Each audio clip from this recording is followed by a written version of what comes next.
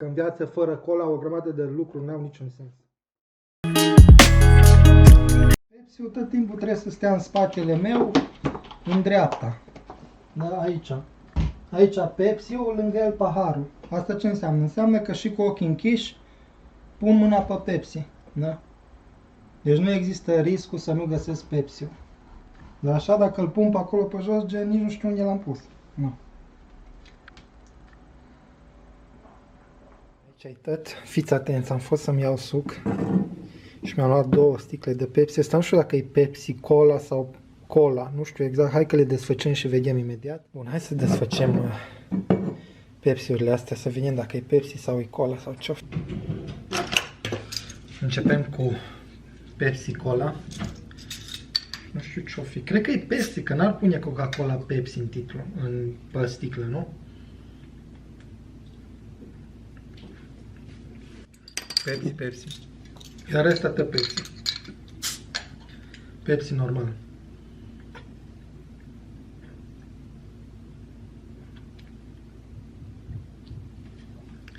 E stricat sau nu știu ce are. Pepsi Max. Ce este? Fără calorii. E de la 0. Așa, mă. Eu am crezut că e Pepsi normal, uitați-vă.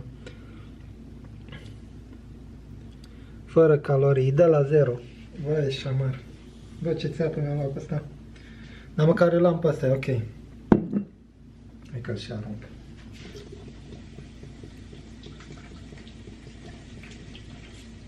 Bă, dar nu scrie, ar trebui să scrie mai mare pe el. Pepsi 0. Dar nu vezi așa unde e acolo scrie Max, dar nu vezi nimic. Plus e emblema lor, ar trebui să schimbe emblema cumva, să-ți dai seama că nu e Pepsi ăla normal. Noroc că mi-am luat încă unul. Dacă îmi luam ăla, ce făceam? Am înclătăresc gura cu asta. Mi-a rămas gustul ăla nasol de la cola fără zahăr, sau nu știu ce înseamnă. 0, cred că fără zahăr e. E ok, mi-a revenit gustul. Deci hai să vedem cola lime. Deci ăsta, nu, e 0. Fiți atenți, bă, deci e cola 0 lime. Așa, mă.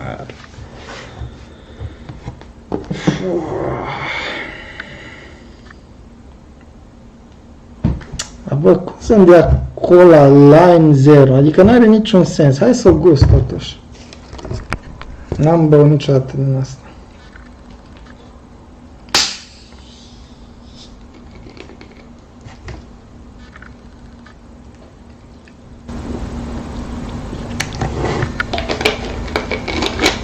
Așa. O să mă duc zahăr să văd dacă reușesc să fac ceva. Doamne, deci dacă și carnea e daie nașpa, mi s-a dus tot weekendul.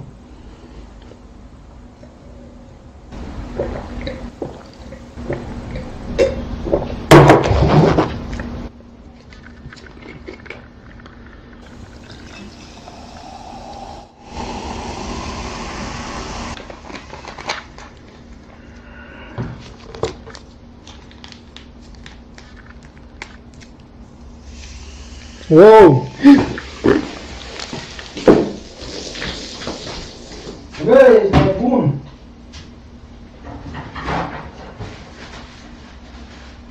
Am dat pe jos. Deci bă, ăștia de la Spartan, deci pe bune, dacă nu fac, o să fac clip, că m-am enervat. Păi dar să primezi o cola lime și cola 0?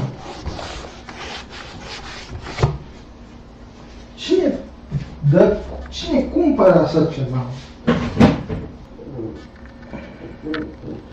Dar ăsta nu cred că e lipicios, că n-are zahăr. Hai să scoatem Pepsi. Cred că au crezut că l-am uitat în frigider, dar nu uit eu de cum să uit de tine, mă. Crezi că te-aș uita în frigider? Crezi că te-aș lăsa acolo? Da, săracul Pepsi.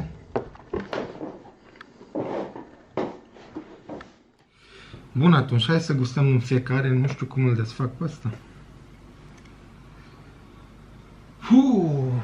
Iar facem nebunii din astea.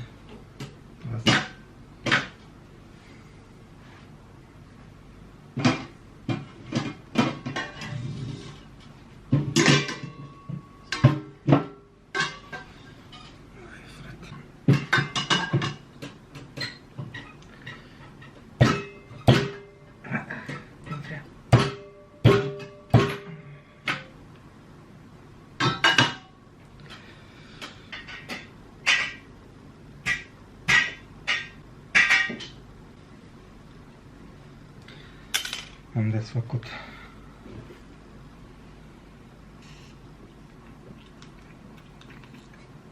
Hai să ne...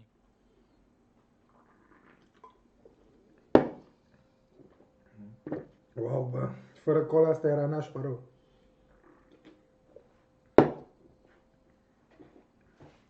Sincer, mi-am dat seama că în viață, fără cola, o grămadă de lucruri n-au niciun sens.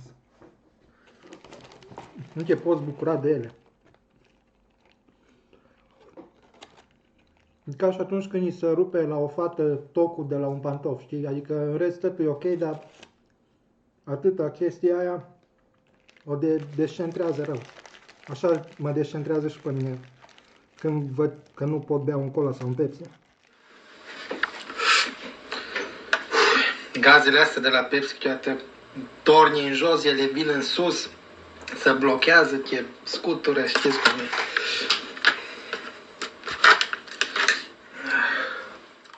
No, amu poate vă întrebați că ce e cu apa asta aici.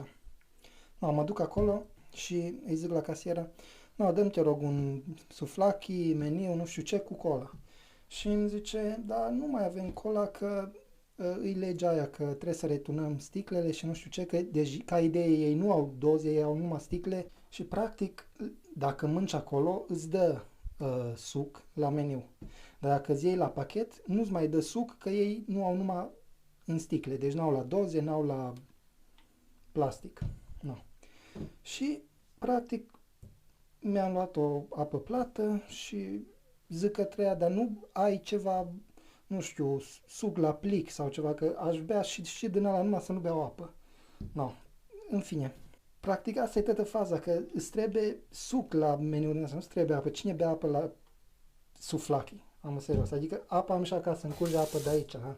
Nu-mi curge cola de la robinet. Când mi-a curge cola de la robinet, atunci îi merg la Spartan și le zic, dați-mi vă rog o apă plată, că nu, așa e treaba, am cola acasă, nu treabă nimic altceva. Wow, stai că am uitat să cer ceva de băut. Bună seara, Bistro Cușet. Bună seara, tot camera 702. Puteți spune și un cola sau Pepsi? Cola, desigur, unul singur, Da, este la 250 de mililitri. Da, da, e ok, mersi. Da, în regulă. Da, mersi, mersi. Asta e tot ce vreau.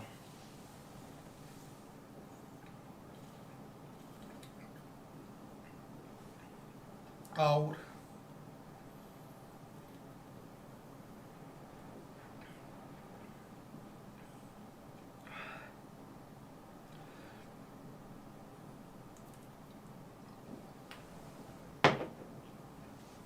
Excelent.